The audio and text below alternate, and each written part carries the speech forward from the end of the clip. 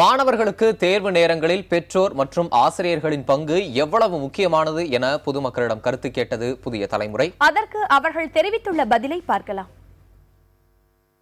Teachers வந்து எக்ஸாமுக்கு முன்னாடி நம்மளுக்கு ஹிண்ட்ஸ் கொடுக்கணும், எப்படி டிப்ஸ் கொடுக்கணும், எப்படி how to memorize the topics, everything they have to give us, and they have to make plans before exams. They have to teach us everything.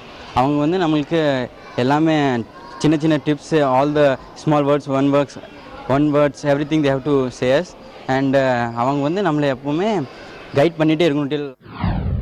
காலையில் நேரமாக எழுப்பிடணுங்க. அப்புறம் அவங்களுக்கு தேவையான ஃபுட்ஸ் எல்லாம் கரெக்டாக நேரத்துக்கு கொடுக்கணும். அப்போ தான் இந்த எனர்ஜிலாம் இருக்கும், ஞாபக சக்தி நல்லா இருக்கிற மாதிரி.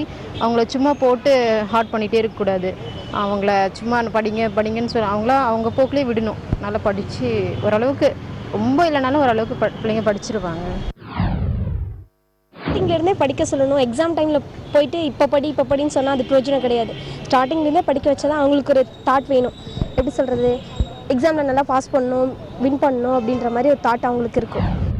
இது ரொம்ப ஃபோர்ஸ் பண்ணாதான் அவங்க போக்கில் விட்டோம்னா கொஞ்சம் அவங்க இன்னும் நல்லா சேர்த்து படிப்பாங்க.